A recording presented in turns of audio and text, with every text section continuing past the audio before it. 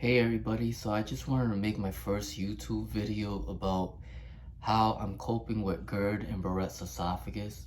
Um, I found out that I was diagnosed with these issues in January, so it wasn't too long ago, but I've been having the symptoms for over a year now, and it first started during the pandemic when it first started, and it's been a difficult time.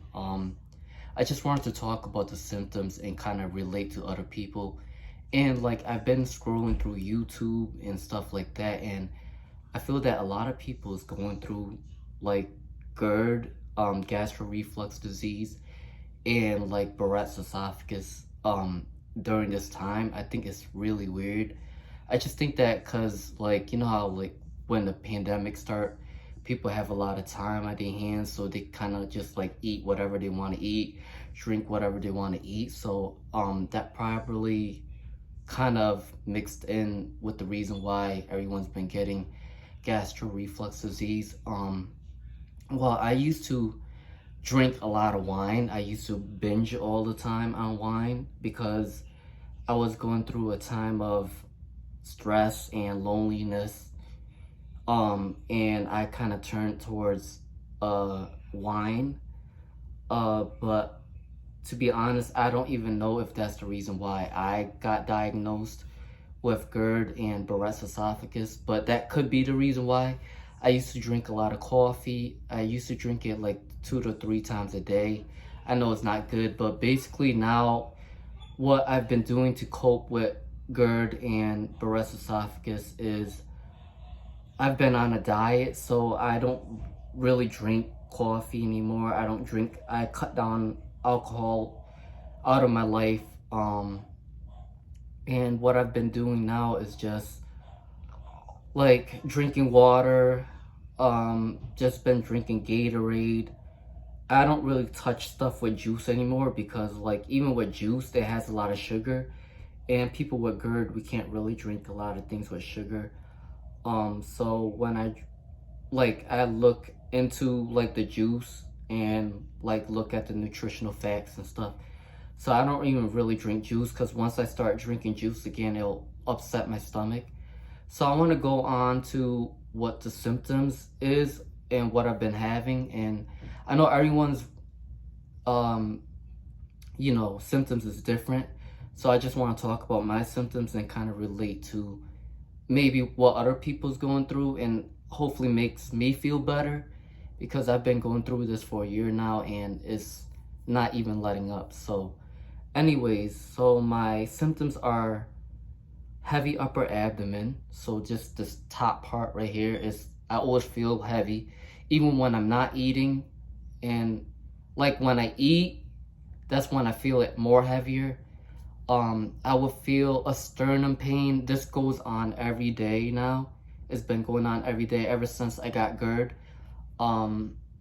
It's like every time I take a deep breath, so I will feel like an ache and pressure right here. And sometimes the pressure will feel like it's going to your throat, so it's making it hard for you or making it hard for me to like breathe or catch a breath. So that's what I'm feeling right now. I don't know if that's part of like anxiety because every time I talk to my primary doctor, that's what he's been claiming to be anxiety, but I never had anxiety before, but it could add up to that. And like I even talk about when I'm driving sometimes, I'm not even thinking about anything, but I feel like I have heart palpitations where my heart is racing so fast and I feel like something's gonna happen. So that could be a part of the anxiety. I don't know where the anxiety plays as a part of GERD, and but I've read a lot online that GERD and anxiety can coexist with each other. So I don't know if you guys feel that way. Hopefully you guys can, comment and let me know about it. I would love to hear about your stories. And so far what I've been doing is raising the pillow on my bed. I stop eating around 7 p.m. and I don't actually go to sleep until like 10. So I would eat 3 hours before I go to bed. I try not to lay down because that's when the acid goes up. So at the beginning, the acid used to go up. Like I used to have heartburn. I will feel the heat up here. But after that, I don't even get acid reflux anymore. But what I've been feeling anyway is I feel like it could be silent reflux because I don't get the symptoms anymore. But I feel like something could have caused it. You know what I mean? So I don't know how to describe that.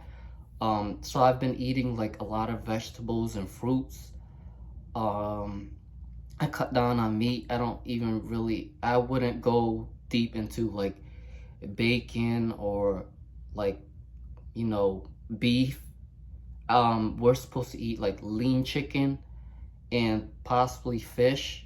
I mean, that's all the meat that I could really eat, but every now and then I'll try to sneak like some other foods, but it's kind of hard because in my house we like to eat like greasy stuff, so I'm trying to cut down on that.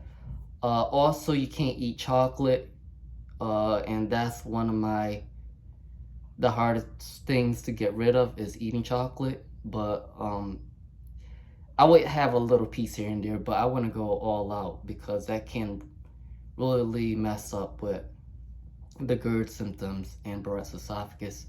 But throughout like the whole process, I want to just kind of go into like the subcategories of GERD because not everyone has the same, you know, categories of GERD.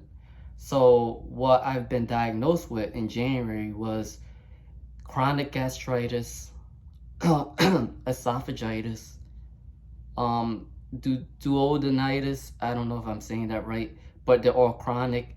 And I was diagnosed with a small hiatal hernia. And what I'm looking forward to now, I've been on like different medications.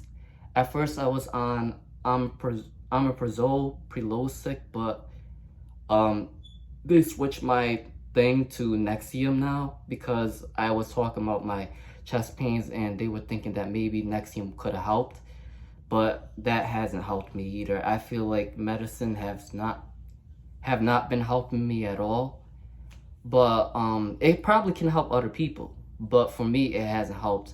And the reason why they're giving me the medications now is just to kind of like stop the acid from going back up and not damaging my esophagus anymore. But Barrett's esophagus is pretty much the term to describe that your esophagus is kind of damaged. So it starts from your stomach to up here. And so just trying to not go deeper into esophageal cancer because Barrett's esophagus can lead to that, but not a lot of people get esophageal cancer. So I'm not trying to scare anybody, but just stating the facts or what I've learned. And yeah, so those are the diagnoses, but it comes to GERD and Barrett's esophagus is the main diagnosis, and I just want to share that with everybody. It's a difficult thing to talk about because at the same time, I've been out of work because of so much stress and the pandemic.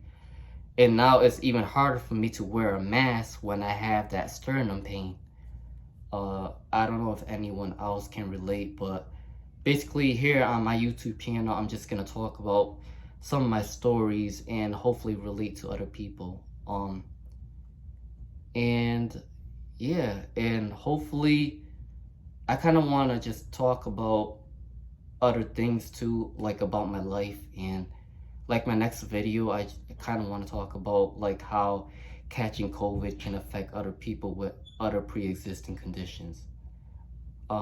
Thank you so much for viewing my video, and hope everyone is doing great and staying safe.